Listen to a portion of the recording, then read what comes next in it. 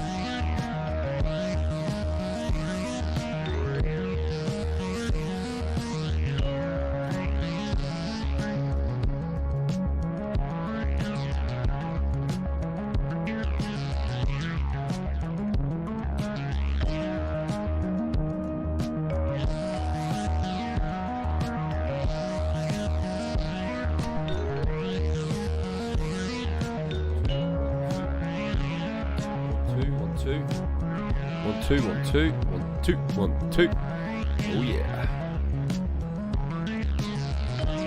Nearly there. Camera on. There we go.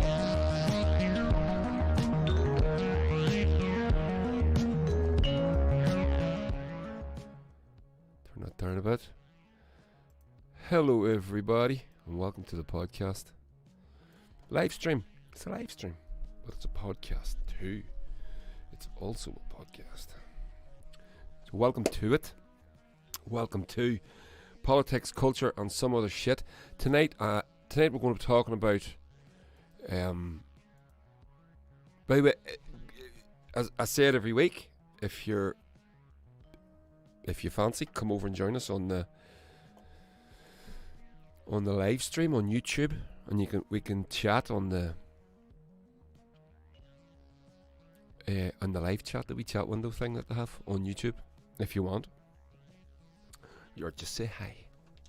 You can do that, because that's good too. So, so this week I'm going to be talking about the Pandora Paper leaks, which happened sort of almost a week ago, or towards the end of last week, wasn't it? And it's another of these massive data dump leaks, terabytes of information about tax avoidance, tax evasion, where the rich hide their money, and it is kind of interesting for us here in the UK. It's kind of interesting because it's the same week that the richest man that has ever set foot as a minister in the has ever been in the British government, which is the Chancellor, Rishi Sunak. He is taking £20 a week off of a bonus that they give for universal credit recipients, and they were given that over the pandemic to help. It's not much, but if you don't have much to begin with, it's quite a lot, and to have it removed is more a lot, and it's so cruel. It's disgusting. So we're going to be talking about that. And we're also going to be talking about a wee bit about Brexit, a wee bit about, because Tory party conference this week, and things like that. So we're going a bit scattergun all over. Well, it's not scattergun, it's all kind of connected. And then we're going to finish with the birth of Halloween. How did we get the bee? How did we get Halloween? Most of us probably know a little bit about that, but maybe we don't know the details. Well, I'm going to give you some of those because it's fascinating. We all know Halloween started here in Ireland, so I'll give you a bit of information on that, and you would enjoy it. You might enjoy it. Just check my mic. 1, 2. Turn it up a bit. Turn it up. If you listen to this in the car, that's just got louder because of me, not because of you. You didn't do anything wrong. It was me. I'm fucking about with my microphone again. Jesus Christ. Well, I've everything set up. But then, if I was doing some recording in here this week, and I must tell you what I did actually. I did a little bit of music for an advert, an online campaign thing for the launch of a new whiskey brand called Liberty's Whiskey down there in Dublin, and they contacted me. There's something to do with the Dead Rabbit whiskey brand, And they contacted me and said they would have any sort of music laying about that we could use. And I said, no, not really. They wanted something bluesy and heavy. I said, listen, I could throw you something together. They said, okay, let's do that. So I did. And they liked it. It's only a little short thing, a little sort of big heavy blues riff thing. So it was a lot of fun. So I had the drum kit and all set up. So I was using all these mics. So everything's sort of a wee bit fucked up. But doesn't matter. This is a working studio. This is what I do. I'd like to do more of it, to be honest with you. So, yeah. So what else? I'll just look at my notes here. Oh. So gigs. I've got 2 gigs coming up. I've got a gig this Sunday playing with Melodeon in the American Bar in Belfast. It's 2 o'clock in the afternoon gig. It's sold out, but you can view it online. So if you go to Melodeon's Instagram, or I'll add a link underneath this pod, you can view it online. It'll be 2 o'clock in the afternoon this Sunday. Yeah, I think you have to buy a ticket to view it online. I'm not really sure, but I think you get a free copy of an album with the purchase. So that's nice. So I'm just sort of supporting Stevie there, and as I said before, I think if you listen to this podcast, you'll know that I played a gig there before the pandemic, and it was one of my favourite gigs ever. Same setup, the month of Sundays thing. Stevie plays a gig every Sunday for a month, and this one he's playing each of his albums through from start to finish, solo. And he's done that online over the pandemic, and it's beautiful. He's so good. So he asked me he's got a different support artist every week, and he did it last week with Mandy Bingham, and this week with me, and he's got Christopher McCall and a couple of other people who I don't know, but I'm sure they're brilliant. So that's this Sunday. The following Sunday, I'm playing a gig in the Sunflower Bar in Belfast with the Doon Brothers, and it's kind of their show, and then I'm guesting with them, and we're going to try and do some songs together. So we haven't worked on anything, so we'll spend a wee bit of time over the week and try and get something that we can work to. Maybe they'll play a few of my songs, maybe I'll play a few of theirs. We don't know. It's going to be nice and loosey. It's called An Afternoon of Sad Songs. So that's going to be fucking brilliant. Really looking forward to that. What else? We played Trisha I must tell you. So I'll finish with that actually. So little update last week. We were talking about the share of white nationalist scum fucks making those stupid movies, the Celtics or the Celtics or whatever they called them, completely mangling our history to try and to be all fucking racist and horrible. And they blocked me. But they did that. I told you that in the article. They sort of went through Twitter, and anybody was remotely Irish or Scottish, they would, that would go after them. They blocked them. So they blocked, and then there was a lot of people kind of going, "Why am I not blocked?" I hate those bastards. They should block me. I'm an Irish language speaker. I should be blocked. So people were then going out of their way to get blocked. So I didn't follow them, but I ended up somebody put a link up, and I tried to follow the link, and they go, "You're blocked. You can't read this tweet." So kind of a wee badge of honour, but fuck them, assholes. I'll keep you posted about their comings and goings and whether they get that load of nonsense fucking made. I'm sure they will. Horrible, horrible bastards. And the only way for us to fight back and to kick back against these people is to be better than them. And call them out. When we say it, call them out. Just call them out for what they are. They're white nationalists and they're racists. And they're taking our culture and they're trying to use it to beat people with trying to be superior. And it's really vile, because we as Irish people have experienced being treated as inferior for centuries, and we don't live under that shit anymore. So we in the north we do a bit, but we don't use it as an excuse. We fucking just, fuck you, we're going to be better than that. And second Celtic revival, that's what I say, as Sarah O'Neill put it, which was brilliant, inspired me that when she said that. So fuck those chuds. The there was a Facebook outage along with WhatsApp and Instagram, which was great, wasn't it? I loved it. I wish it had stayed on for much longer. I don't really use Facebook anymore anyway. And WhatsApp's getting out of hand. I'm a member of that many groups that I don't even read the messages.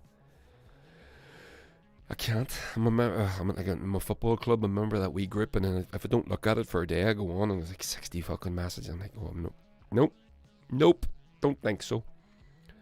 So, I was saying to Janie there the other week, I was going to get rid of my phone. She says, I'm going to get rid of this. I says, I'm going to go to a flip phone or something. Because the apps, you just sit and you're sitting fucking flicking between 3 apps for an hour and a half. Of course, that's what they're designed to do. They're designed to get you to do that. But I says, I'm going to get rid of this fucking phone. Just get a flip phone. Fuck it. And then I thought, what do I want a flip phone for? Nobody rings me. The only person that rings me is my brother. And it's usually during this podcast. So, there's that. What else? Right. This is what I wanted to tell you. We went to Donegal at the weekend. So, oh, bollocks. I'll try and get you a wee photograph. I'll try to get you a wee photograph of what we were dealing with. It was stunning. I'll try and get you this up while I'm talking to you. So, me, my mate Will from Scotland, and my buddy Richie McGee, and his good lady wife Lisa McGee, we went to Donegal for the weekend. And we rented a cottage. Me and Janie and Summer and Lily, and Summer and Lily came up as well. We rent this cottage up in, well, I'm not going to tell you because it's fucking brilliant. No, I'm not going to tell you. It's up Mountain Head direction. I'm not joking. I'll get it, throw up a few wee photographs here. And we all went up, and it is completely secluded. There is no internet. There is no.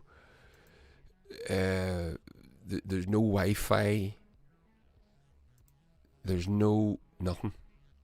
So your phone is useless, and it's brilliant for it.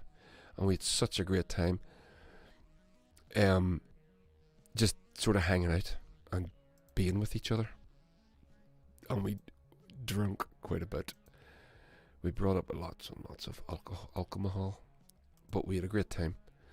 But it was good for the soul. That's the important part. And so we went up on the Friday, and the weather was really, really choppy, really bad. When the weather gets bad up there, it gets really fucking bad. Like, you really know about it. So you can't really do much. But the cottage was nice. It was very cozy. So we're happy as clams. And we sort of just set about getting dinner together and all that sort of stuff. And it was fantastic. But then on the... Let me see, show you a wee photograph here. Here we go. Pull this up for you now. Stay with me. So there's the cottage. Ooh, bigger than the screen. Just make that small. Sorry, bear with me.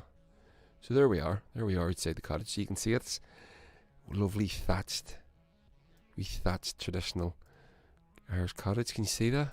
Isn't that gorgeous? So that's us all there. I'm obviously taking the picture, so I'm not in it. And then I'll show you the view from the cottage. Wait, do you see this? It's going to blow you away. Right. There we go. Nearly there. There it is. So it took a wee. Do you see this? This is fucking unbelievable. Look at that there. Look at that view. Holy fuck. Is that not just perfect? And you can see there's a beach. That's a part of the... It's like they own that beach. The people that own the cottage own that beach. And there was a washed up... what do you call them? Oh fuck, I forgot the name of them. The whales, the basking sharks. There was a washed up basking shark on the beach. it wasn't sunbathing or anything, it was dead, you know, and it was being picked apart by seagulls and all, and it was sort of in the middle of the beach, and the kids were over sort of poking it with a stick, being gruesome and shit.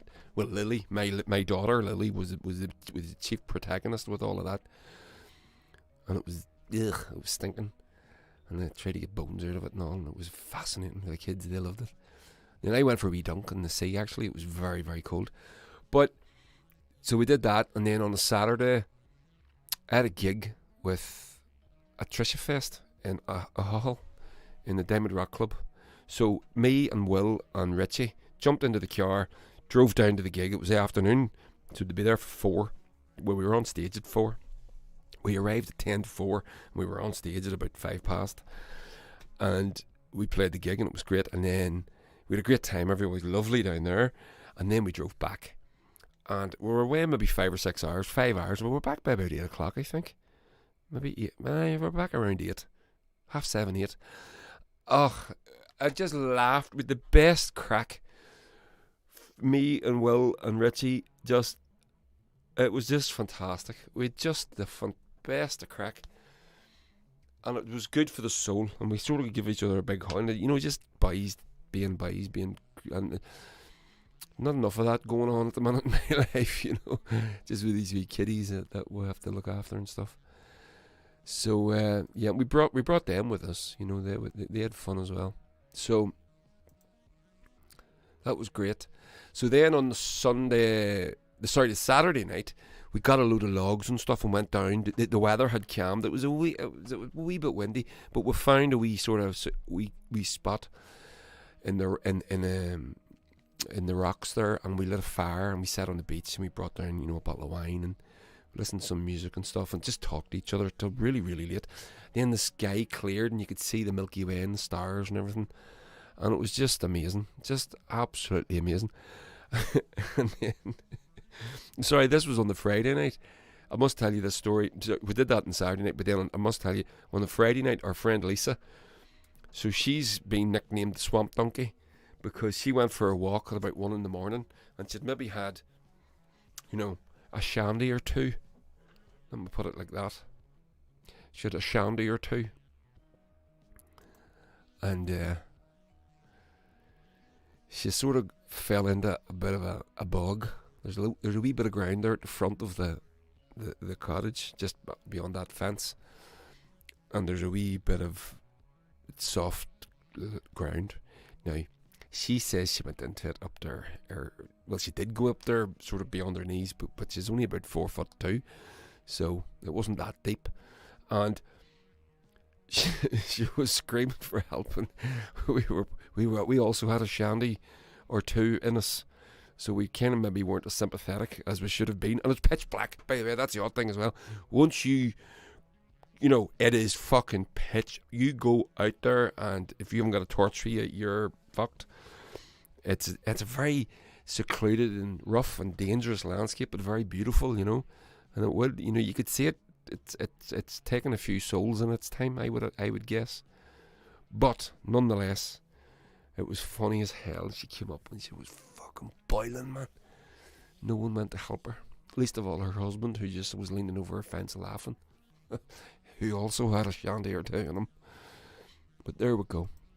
So what a great time. It was brilliant. We all come back refreshed and feeling good about things. Oh, it was brilliant. Brilliant, brilliant, brilliant. I would recommend you do it.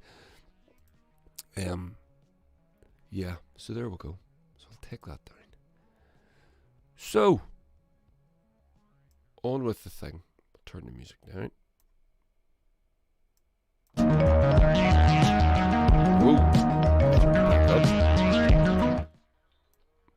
Sorry about that, for you listening on a podcast. Probably got a wee fright there. Boo. So, we're going to talk about the Pandora Papers. Do you know what the Pandora Papers are? Well, you're about to find out. So, a little quick article here. Leave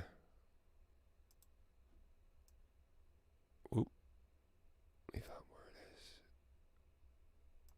Move this. That needs to go there. So, there's a wee quick article here about in I got this from opendemocracy.net. It's written by Aaron Ramsey. He says, in total, experts estimate Britain and its overseas territories are responsible for facilitating around a third of the total tax dodged around the world.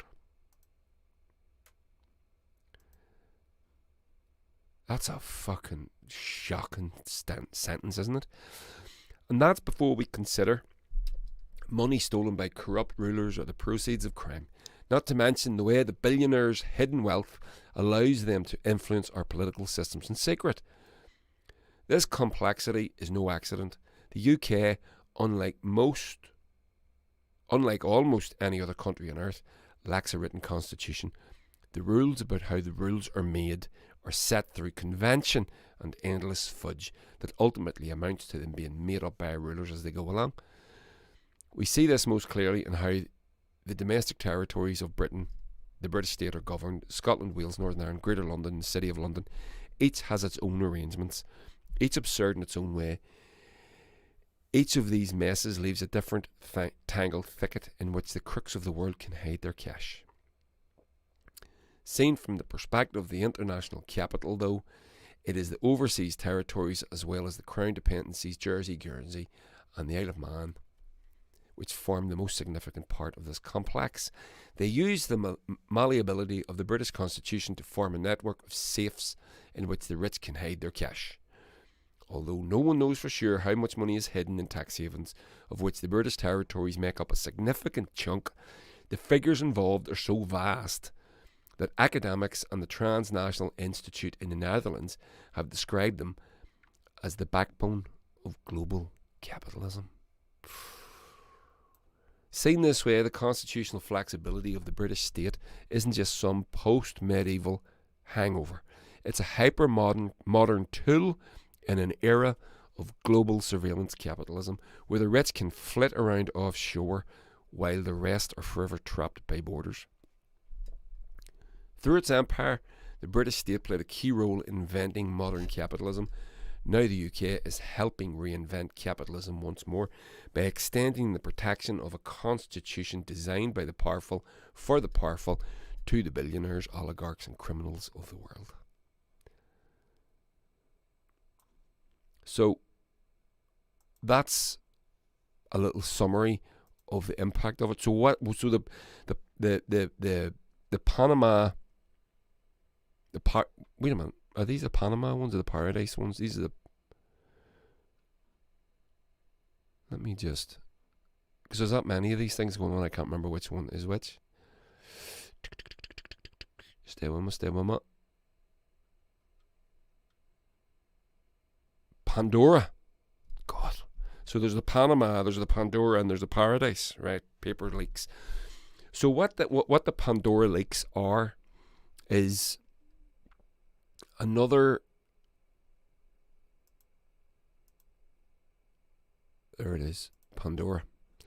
So what it is, it's another one of these massive data dumps. It's something like 6 terabytes of information, of files. Whereas the last one was the Paradise Papers, remember that?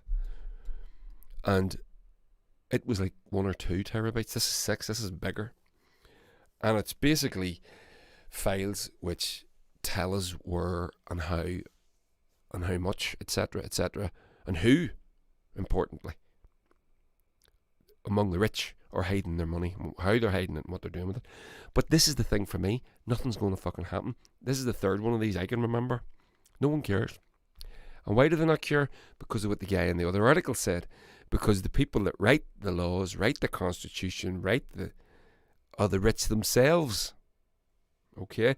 Remember, the richest man that's ever been in the Houses of Commons is Rishi Sunak. He is the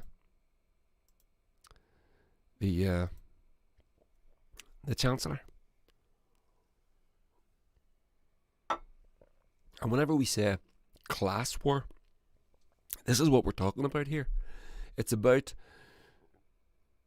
one class enacting financial ruin and on another class, namely me and you, the working class, being kicked in the teeth constantly by the upper class, the rich, because they don't want to pay tax, and because the last thing they want to do with the tax is, the last thing they want to do is provide comfort or services or whatever for the working poor. But you must understand, if your argument is, if you're thinking, well, the rich earned that money, well, why should they pay it in tax, and why should someone else get the free healthcare, or why should something, right? Here's the counter, right? Nobody earned that money. Nobody worked hard enough to make that money, right? This is a part of Marxism. This is Marxism 101. I was watching a video about this during the week, so this is actually good. So, let's say a thing costs 200. It's worth 200, whatever, dollars, pounds, euros, doesn't matter, right? It's just a number. A thing, anything, a chair. Say the chair costs 200, right? So say the employer, the rich person that owns the factory, for example, say he provides 100 worth of products, hammers, nails, wood, glue, etc. And then he gives them to the worker. And the worker then uses his skill to turn that into the chair. And the chair is now worth 200. The worker has added 100's worth of value to the chair. Does the worker get 100 worth of value back to him in wages? No. He gets 20, 30, 40, whatever. But he doesn't get the full 100. Because that extra goes to... So the employer gets his money back, and he also gets the extra, the profit. So that's what they say. Profit is the exploitation of the working class. That's what it is. So why can the worker not provide the 100 worth of material to create the chair? Well, he could. Our society could provide it. Our co-op could provide it. A credit union could provide it. A government could provide it. There's no reason that the employer must be the person to provide the material to the worker in order to make the chair. Can you dig it? That's just keeping the status quo, the capitalism, the free market status quo moving. That's all this is. So, just like the rules are in place to make sure that worker has to rely upon the employer for wages, is an act of class war. So is this. It's the same thing. This is an act of class war. They're deliberately not taking part in society at a certain level, the level underneath them. They don't want to take part in society below them, only with their own class. Everything else below them must be kept below them, and cruelties must be enacted on them to keep them there. Right? So, this is why it's an act of class war. So, and as they get, I'm going to read you two short articles here. One's about specifically about these Panama Papers. I'm going to finish on that, but another one is about, because these are coming. By the way, these leaks are not unique to Britain. That was all over the world, but because that's our, that's unfortunately where I live. That's where I'm going to read about. So this is an article from The Guardian by George Monbiot, and this is a real fucking eye-opener.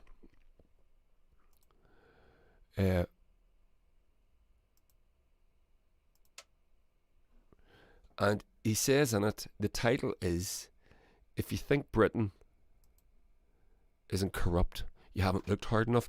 And the reason that the reason for the headline is because Britain has this nobody else thinks it. It only thinks it of itself. it has this reputation for being a square, straight leg and all, play the ball, not the man, and being a square dealer and everything. Fucking bullshit. Bullshit. As we in Ireland know full too well. So here's the article. It's called, as I've said, so it's by George Monbiot. If you think the UK isn't corrupt, you haven't looked hard enough. So fear, and this is right. So you'll get the gist of this. Fear, shame, embarrassment. These breaks no longer apply. The government has discovered that it can bluster through any scandal, and I'm going to show you a couple of videos, really short, just sort of 60-seconders, just about that very thing. In fact, you know what? I'm going to show you them first because they're fucking fascinating.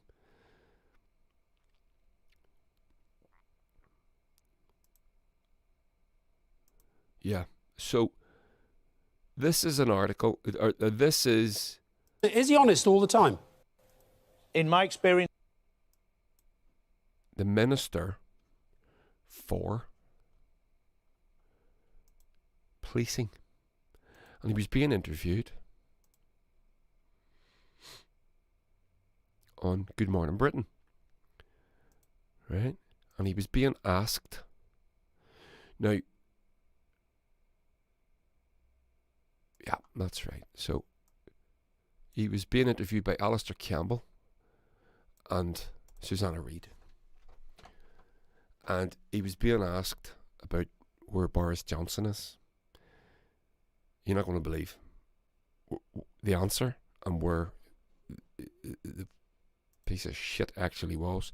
This guy called Kit Malthouse, I call him Kit Moleman because I disrespect him because he's a Tory, so I pour my scorn on him that way. And it's really weird. I didn't know who this fucker was until recently. I used to follow British politics really, really close. I would watch Prime Minister's Question Times and, House of Lords goings on. I would a real hog for just being all over this stuff. But so this is Kit Malthouse. I don't give a shit. He's in the British government, so he's a cunt. So there we go. So wait till you see. So I'll just. I know I'm flipping about here, but just bear with me. I've got a lot of little threads I'm trying to connect for you. So fear, shame, embarrassment. These breaks no longer apply. The government has discovered it can bluster through any scandal. No minister need resign. No one need apologise, and no one need explain. What's this? This is exactly that. Is he honest all the time? in my experience, yes, he is. Are you having to say that because he's sitting right next to you, Mr. Malthouse? Is it slightly... No, I don't know. I've no idea where he is. There he is. I have no idea where he is. There he is.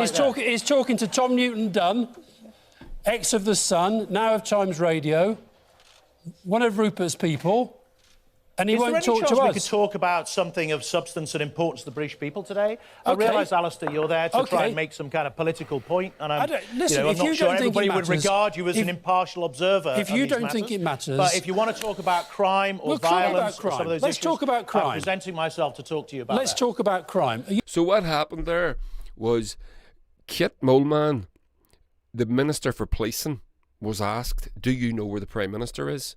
And the camera panned, and he said no idea where he is. You heard it, your own mouth. The camera literally panned round to his right, and the Prime Minister was being interviewed metres away from him. He couldn't not have known that he was there. And if he didn't realise he was there, he says, I didn't see him there. I'm talking to you. He's over there. I didn't see him. But it was bullshit. The point is, it was a lie. And as George Monbiot in this article points out, fear, shame and embarrassment, these breaks no longer apply. That's just a small little example. But the man won't be held to account. He won't be embarrassed about that. That's just gone away. But he clearly lied. Live on TV. Matters not. So, as public outrage grows over the billions of pounds of coronavirus contracts issued by the government without competition, remember that, it seems determined only to award more of them Never mind the consultant company Deloitte, whose personal circulate in and out of government has been strongly criticised for the disastrous system it devised to supply protective equipment to the NHS. It has now been granted a massive new contract to test the population for COVID. And this is obviously, let me just give you the date on this. Just didn't realise this was. So it's more than a year old. Oh, okay. So September last year. Just so you have a timeline. And they haven't got any less corrupt since then. So here we go. Never mind that some of these contracts have reportedly cost taxpayers £800 for every protective overall delivered. Never mind that at least 2 multi-million-pound contracts appear to have been issued to dormant companies. Awarding contracts to unusual companies without advertising transparency or competition now appears to have been adopted as the norm. Several of the firms that have benefited from this largesse are closely linked to senior figures in the government. Every week, Boris Johnson looks more and more like George I, under whose government vast fortunes were made by political favourites through monopoly contracts for military procurement. Any pretense of fiscal rectitude or democratic accountability has been abandoned.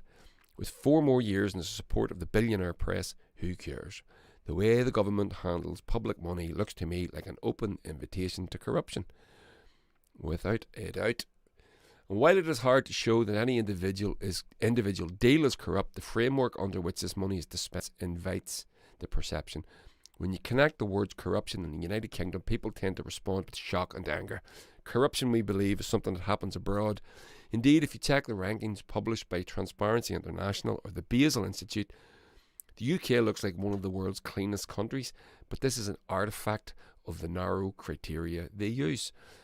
Jason Hickel points out in his book, The Divide, theft by officials in poorer nations amounts to between 20 billion and 40 billion a year. It's a lot of money and it harms well-being and democracy in those countries. But this figure is dwarfed by the illicit flows of money from poor and middling nations that are organised by multinational companies and banks. This is what we're talking about with the Pandora Papers, right? So this is why I'm reading this to you.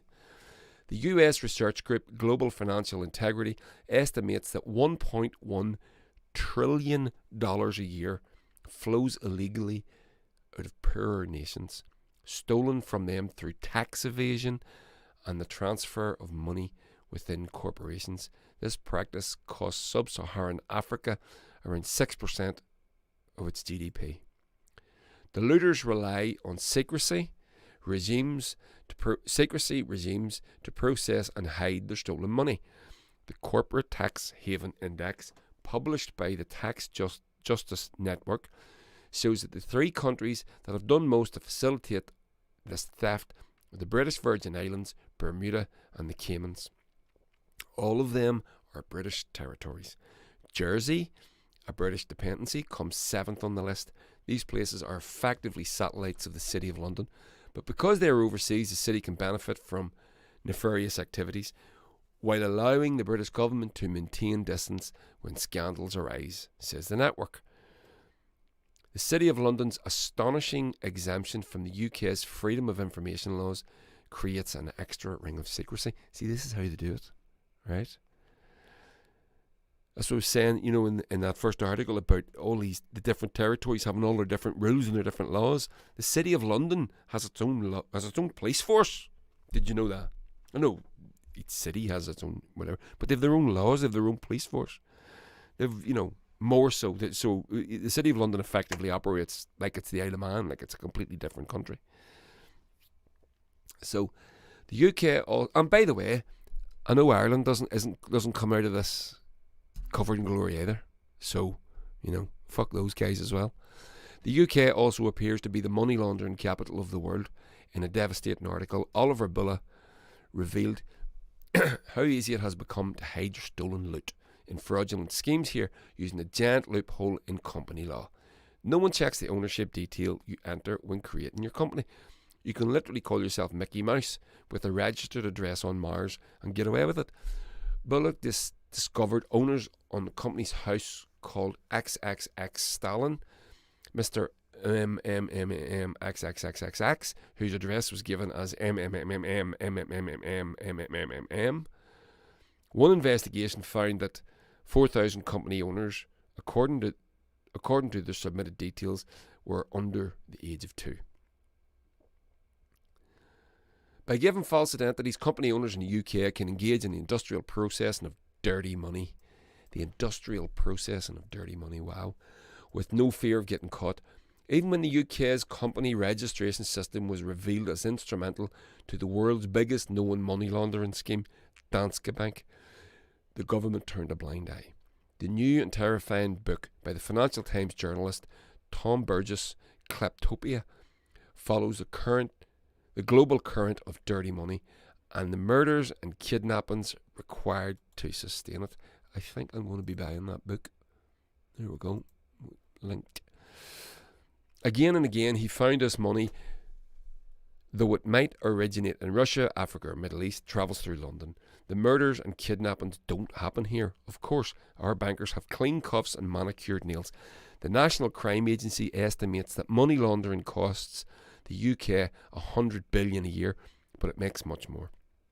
With the money come people fleeing the consequences of their crimes, welcomed into this country through the government's golden visa scheme.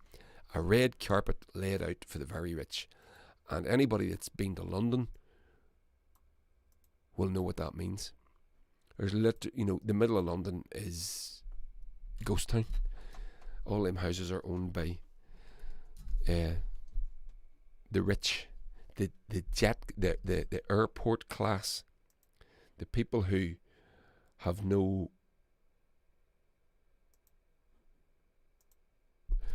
they don't feel attached to their place because their place is fluid. They can move. They spend so much time here, so much time there. They may be American or British or French or Russian or Japanese or whatever, Chinese. But it doesn't matter. These things don't matter. So that's what that article was. It doesn't matter to them because they can just move. They can just flee. They can just whatever, right? So that article was talking about,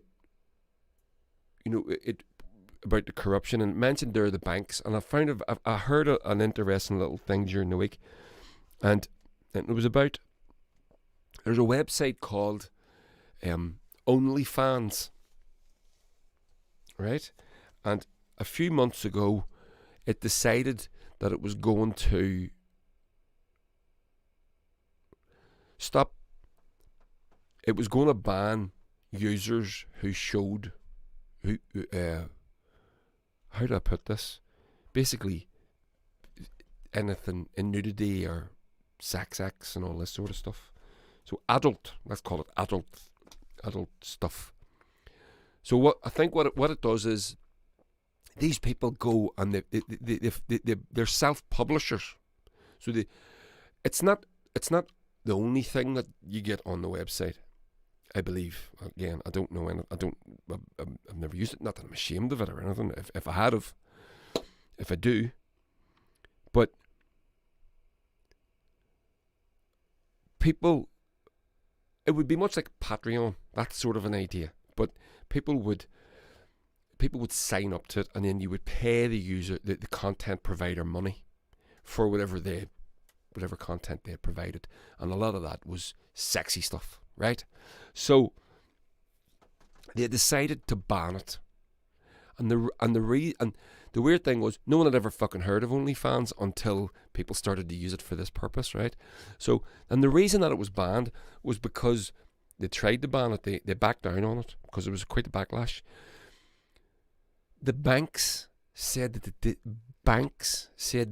didn't want to process the payments, and they were uncomfortable with the morality of the.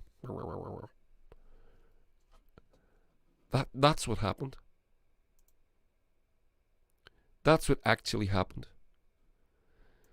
Banks were moralizing to people who were showing their boobies and other bits on screen. By the way, and this is the other thing, self-publishers, safe, because they were doing it themselves in their own homes, right? They were making money. Whether you agree with the morality of it or not is neither here nor fucking there. The point is that, but for a bank, the dirtiest tramps on the fucking planet, to be moralising some girl showing her boobies is fucking beyond the pale. Literally beyond the pale. You know, so that's where we are with that. So now this article,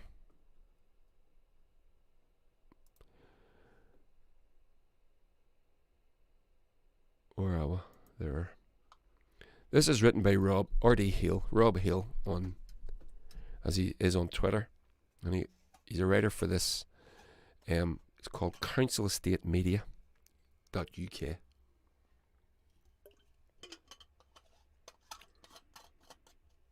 And he's very, very good. So the headline is, the Pandora Papers show the UK operates like a banana republic. And this is the culmination of what I'm going to talk to you about this. Right? So I've explained to you what the Pandora Papers are, not the Paradise Papers, Panama, etc. etc. The point is, nothing's going to happen. I've explained to you why nothing's going to happen, because the people that this affects are the richest people in the fucking world, and they write the law, and they make sure that nothing's going to happen to them. The bankers will moralise about having to process money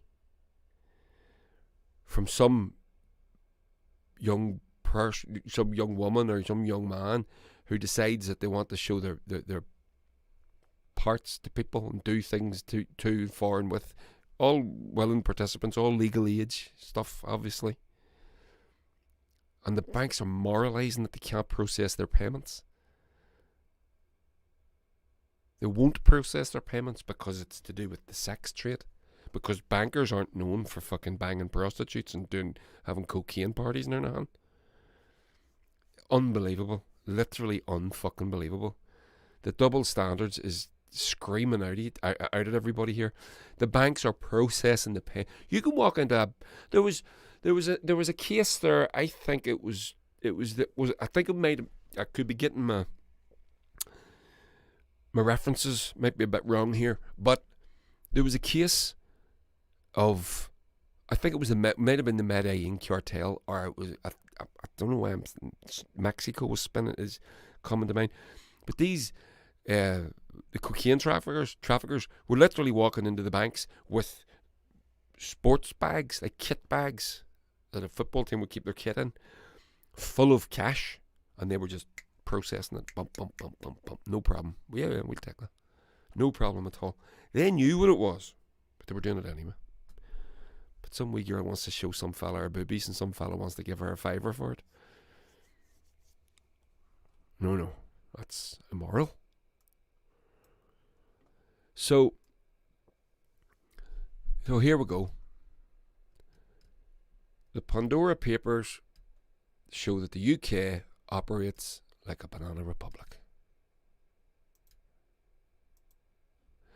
Picture a Latin America country, if you will. It could be any country, perhaps Venezuela or Bolivia or Peru or any other, with a left-wing leader and an abundance of natural resources. You just know what's going to happen there, don't you? You just fucking know. Some South American country with a left-wing leader and an abundance of natural. Somebody's about to be fucking shot. So now imagine this country was facing civil unrest and widespread protests. Imagine this country was introducing laws to crack down on a right to protest. Imagine video footage showed this country's police brutalising peaceful protesters again and again. Imagine this country was giving soldiers and undercover cops the right to murder with impunity. Imagine women in this country were being told to resist arrest from cops, from murderer cops. Imagine this country was violating the internationally recognised human rights of refugees. Imagine sports stars in this country were condemned by the government for protesting systematic racism. Imagine this country controlled the opposition and media, who were all singing from the same song sheet. Imagine leaked documents showed this country's elite were guilty of widespread tax avoidance. Imagine billionaires were paying the government so they could write their own laws and loopholes. Imagine journalists were getting locked up whenever they embarrassed the state by reporting the truth. Julian Assange. Imagine an award-winning journalist being prepared for extradition to a country which has plotted to assassinate him. Again, Julian Assange. Imagine this economy's going into a free fall while all this was happening. Imagine this country was experiencing food shortages, fuel shortages and worker shortages. Imagine this country achieved all this without illegal US sanctions and a decades-long embargo. That's Britain's greatest success. They've managed to fucking do this without the interference of the US. The leader of such a country would be overthrown faster than you could say regime change, and Juan Guaido would already have declared himself the rightful leader. But we are not talking about a Latin American country. Of course, we are talking about one of the most corrupt and hypocritical countries on earth. We are talking about the tax avoidance capital of the world. We are talking about the UK. 12 million documents from the Pandora Papers have shown that political leaders are engaging in widespread tax avoidance and money laundering, with the UK at the epicentre. This will come as a huge shock to anyone with a memory of a goldfish who can't remember the Panama Papers from a few years back, or the FinSec Papers, or the Paradise Papers, or the LuxLeaks. What these papers essentially show is the UK economy, and indeed the world economy, is just one huge scam, which enables rich people to hoover up all the money by exploiting loopholes they themselves have written. As The Guardian stated, the leaked records vividly illustrate the central coordinating role London plays in the murky offshore world. The UK capital is home to wealth managers, law firms, company formation agents and accountants. All exist to serve their ultra-rich clients. Many are foreign-born tycoons who enjoy non-domiciled status, which means they pay no tax on their overseas assets. It has been revealed that 95,000 offshore firms have been set up to exploit legal loopholes that honestly no one has any idea how they got there, and the rich people have been using these loopholes to buy property in secret and not pay whatever they rightfully owe. The people who are so rich they don't even need more money are refusing to contribute to what they should during an international crisis, and if that doesn't enrage you, then you seriously need to drop the serf mentality. And that's not S-U-R-F, it's S-E-R-F. Serf, if you don't know, is serf and lord, right? Serf and lord. So we had slavery as an economic system, then we had feudalism, and under feudalism you had a lord and a serf, and then feudalism was replaced by capitalism. But the further capitalism goes, the more it's the further it's going forward, the more it's going back to feudalism. It's the parallels are fucking frightening whenever you see them beside each other. So, but anyway, so the UK government has repeatedly promised to set up a register of offshore property owners to track potential money launderers, but conveniently, someone keeps forgetting to do this. Easy mistake to make. In entirely unrelated news, donors to the Conservative Party are among those named in the papers. And I would say fucking among donors to the Labour Party too. I don't think they're going to get out of this with their fucking hands clean. In a rare moment of actual journalism, the BBC reported this story and were quick to point out how Azerbaijan President Ilham Aliyev has looted his country to the tune of at least 400 million. The scumbag. But they were not so eager to highlight the Tories have looted the UK to the tune of billions. To be fair, the BBC did, though, point out that the Aliyevs have sold a property to the Crown Estate, making a property of 31 million in the process. Yes, the Queen appears to be involved in this too. You would be pleased to hear HMRC will be reviewing the Pandora Papers, because we all know the government is fantastic at marking its own homework. And just like the opposition is, I wonder if this corrupt little island will see a report into the Panama Papers before the Ford report is published. Some are speculating these papers were leaked by the US government, given they apparently name politicians from every nation in the world, apart from the US. Ooh, did not know that. 35 current or former world leaders and 300 officials are named, but not a single one of them is American. And also, there was a picture in The Guardian and on the BBC. They showed you that on the website. It's still there. I could show it. Might be able to show you it, actually. I will be able to show you it right now. Oh, no. Yeah. Or I'll show you the window capture.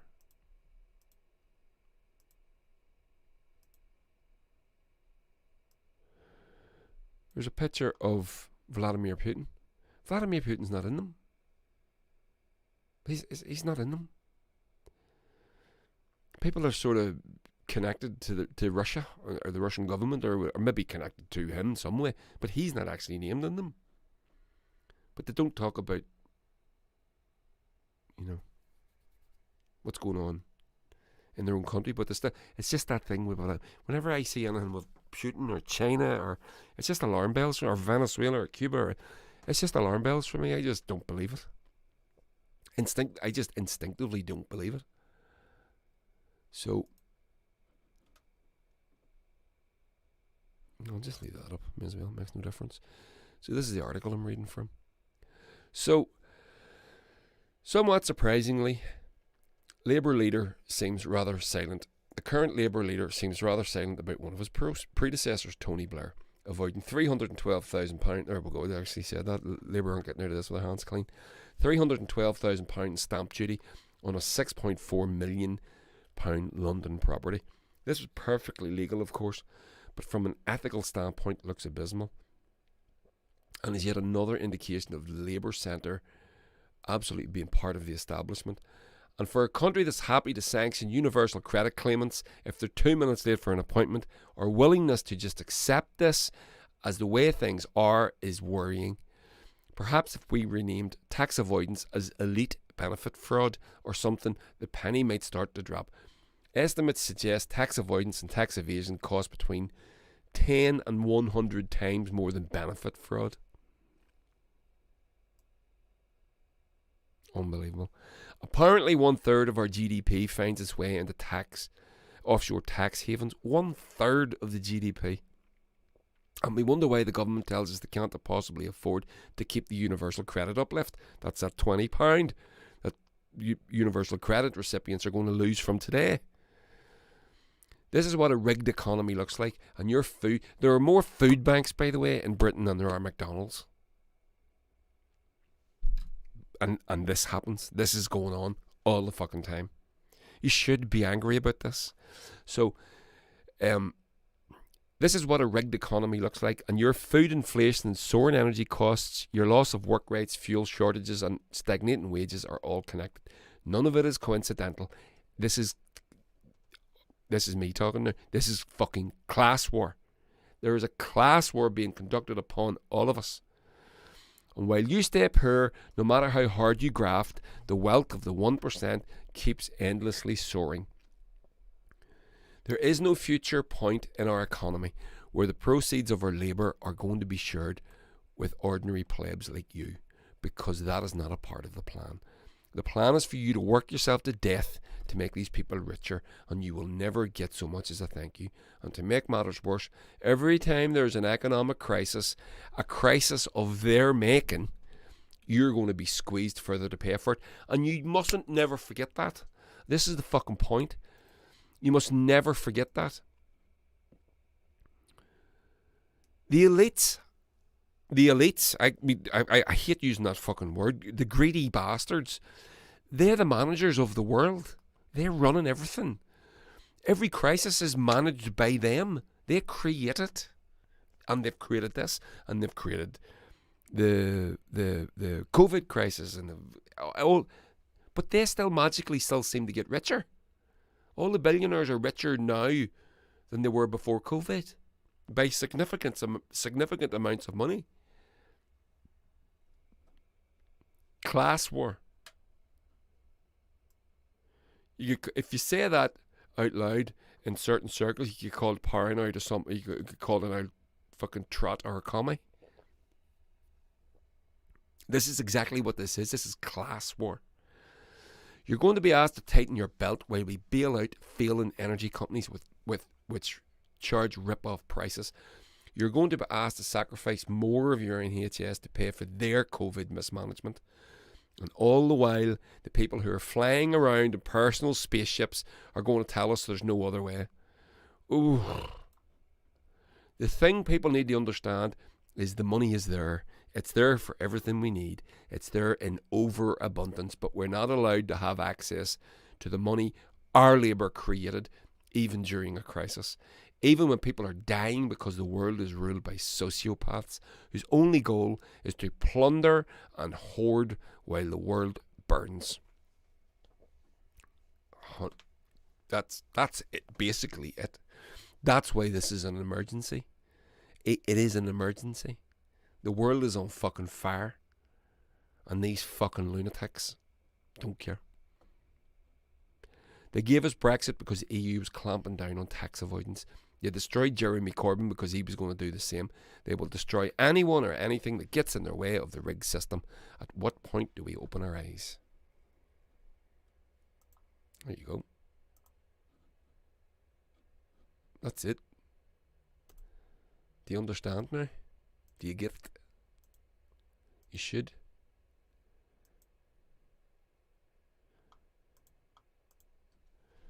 You should. Because that's kind of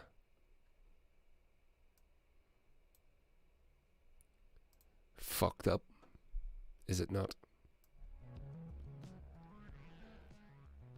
So these papers, these leaks, it just reveals what we know, more of what we know. This is class war. There's plenty of money. There's plenty of resources. We've come a long way. We're able to provide all the needs of all the people, all the time. And the rich will still be the richest. The richest people will still be the richest. They will still end up, well, not if I had my way, but they will still end up with more money than they'll ever be able to spend. And the only thing that's going to stop them is people, us. I think we need a revolution, not a violent one. Nobody needs to,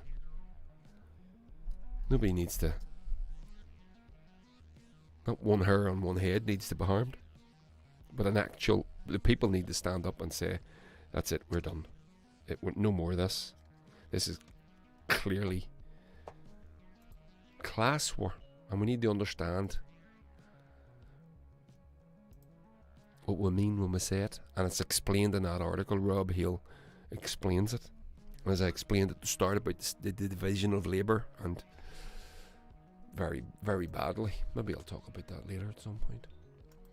So I was going to talk about some other stuff about Northern Ireland Protocol. We know Northern Ireland Protocol's under attack, and loyalists and unionists are looking to do away with it, despite the fact that it's quite clearly good for us. I don't think it's going to happen. I don't think they're going to get away. I don't think anything's going to. So I'm not going to bother. Not this week again. I think it's talking about these dickheads too much. So I'm going to end. So here's the culture bit. We're going to end with this. This is fucking class. Right? Where do you see this? So I'm going to show you a picture on the screen. Where is it? Oh, there it is. Look at that. I'm going to make that big. That's what she said. No. Look at that there. Look at that beauty.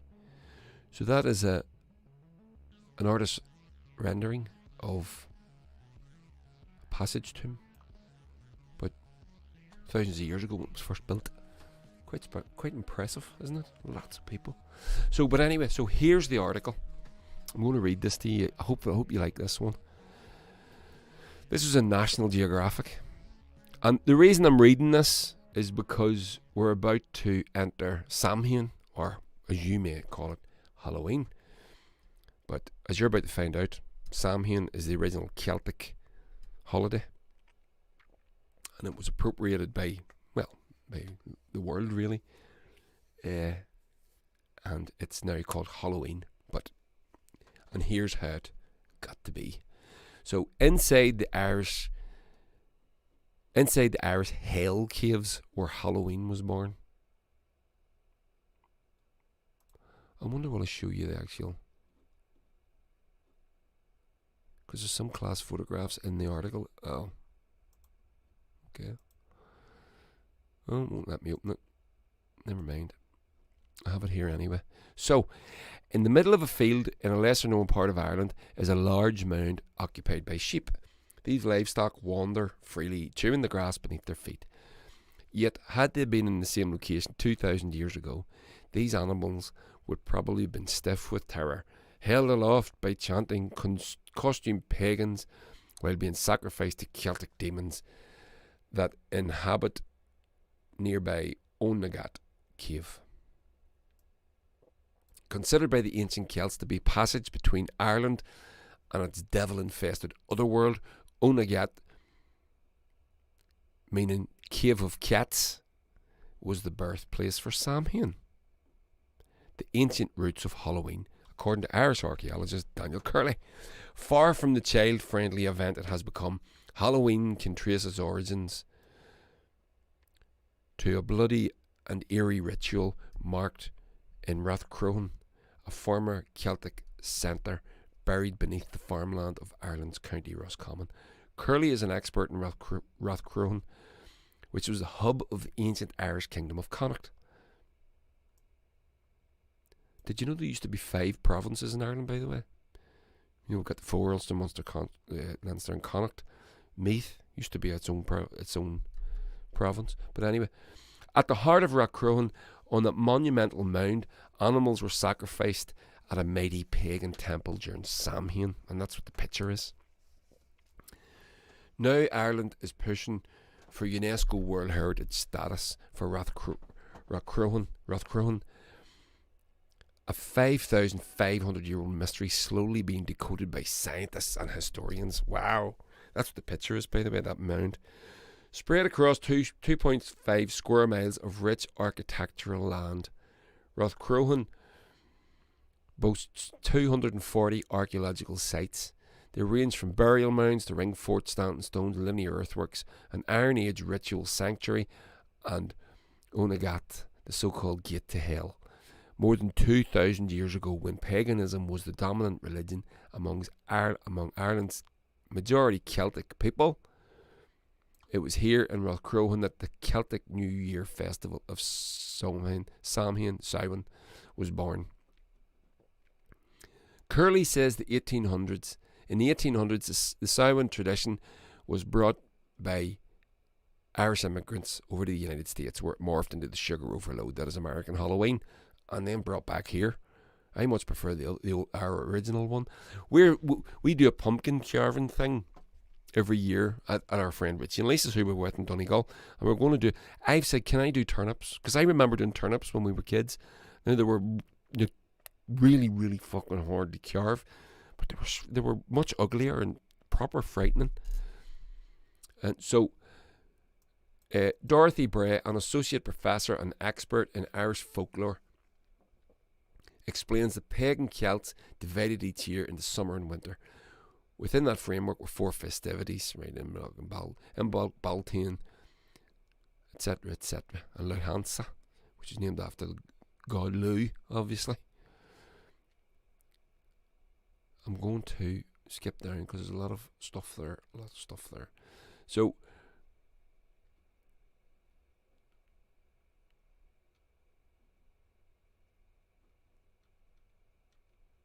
okay, stay with me. So, festival goers made ritual offerings. Those gifts were directed to the spirits of Ireland's underworld, says Mike McCarthy. At Rothcrowan, tour guide and researcher who has co-authored several publications on the site, the murky subterranean dimension known as Tirnanog was inhabited by Celtic devils, fairies and leprechauns during Samhain. Some of these demons escaped via the Owen Gate cave. Samhain was when the invisible wall between the living world and the other world disappeared. A whole host of fearsome otherworldly beasts emerged to ravage the surrounding landscape and make it ready for winter. Thankful for the agricultural efforts of these spirits, but wary of falling victim to their fury, the Celts protected themselves from physical harm by lighting ritual fires on hilltops and in fields, and to avoid being dragged into Tirnaog by the devils, they disguised themselves as fellow ghouls. And two millennia later, young children from all over the world follow this tradition.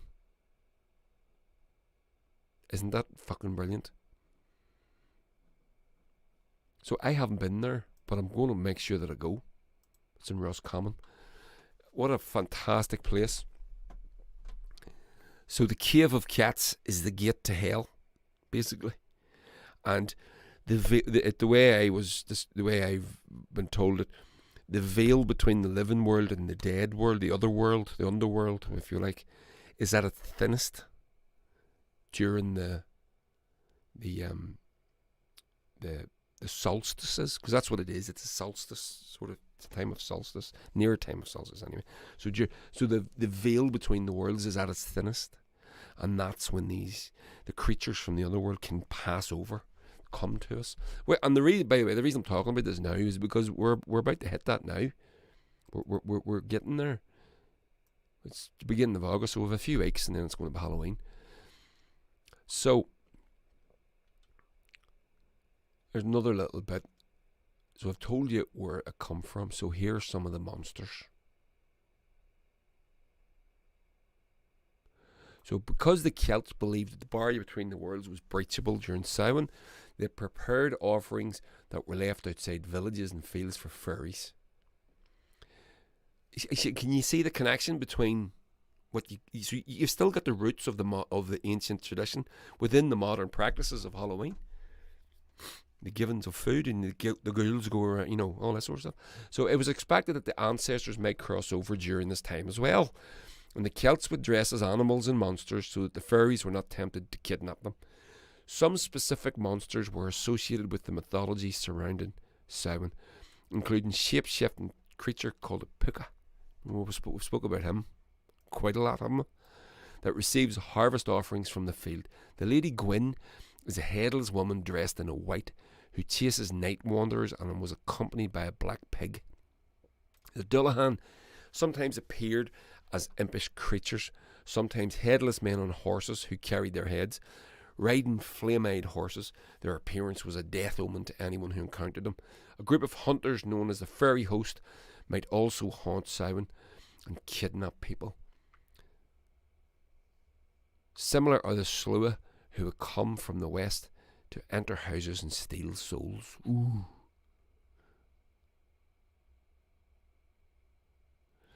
So, read this last little bit, and then we're going to call it a day.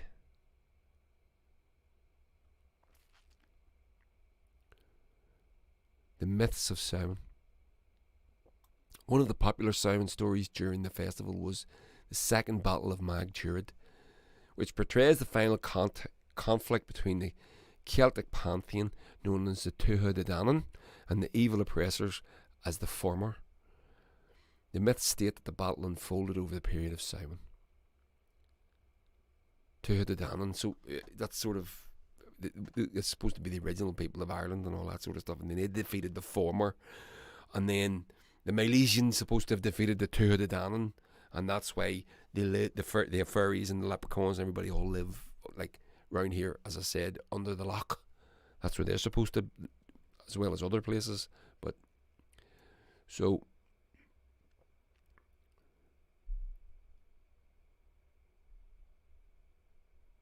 one of the most famous Samhain figured into the adventures of mythological Celtic hero Finn McCool, when he faced a fire-breathing underworld dweller, Aileen, who would burn down the Hall of Tara every Samhain. Samhain also figures into another Finn McConnell legend where the hero is sent to the land beneath the wave. As well as taking place in Samhain, it features descriptions of the hero's holiday gatherings. And then, here's the last bit. As Christianity gained a foothold in pagan communities, church leaders attempted to reframe Samhain as a Christian celebration. The first attempt was by Pope Boniface in the 5th century. He moved the celebration to May the 13th and specified it as a day celebrating saints and martyrs. The fire festivals of October and November, however, did not end with this decree. In the 9th century, Pope Gregory moved the celebration back to the time of the fire festivals, but declared it All Saints' Day on November 1st.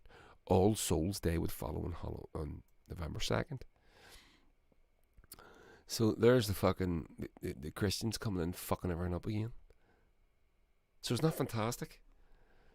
So there you go.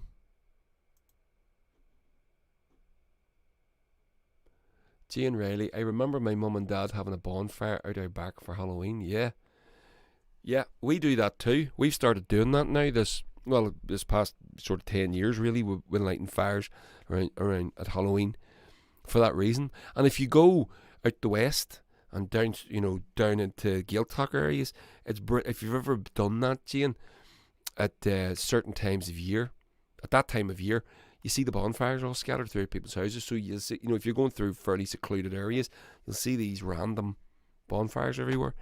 It's fucking fantastic. I absolutely love it. And yeah, so obviously Halloween's great crack. It's the best thing of the year, I think, but best festival of the year.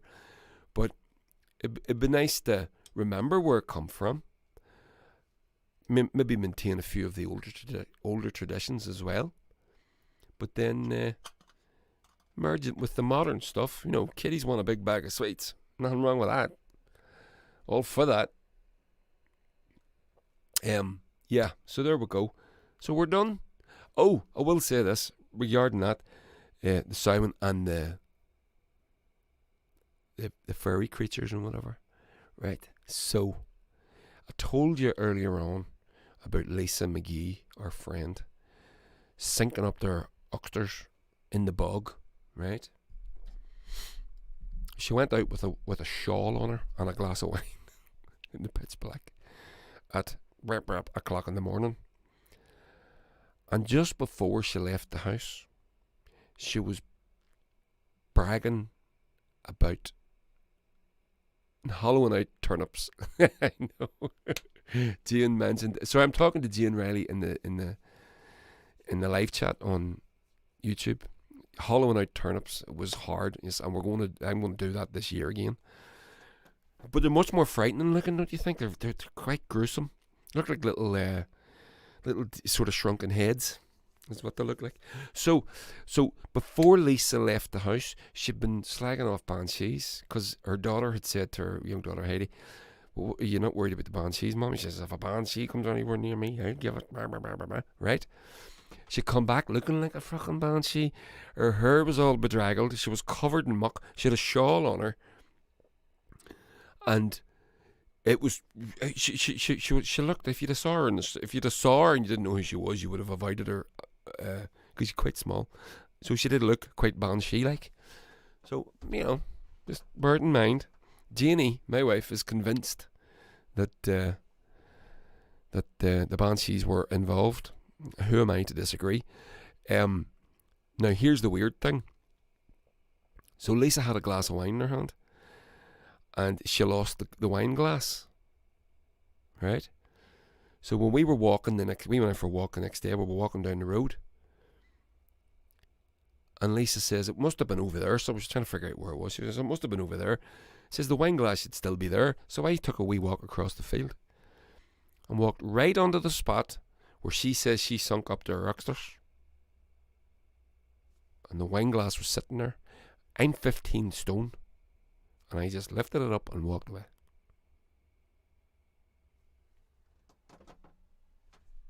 I'm just saying. That happened. You tell me how. You tell me why.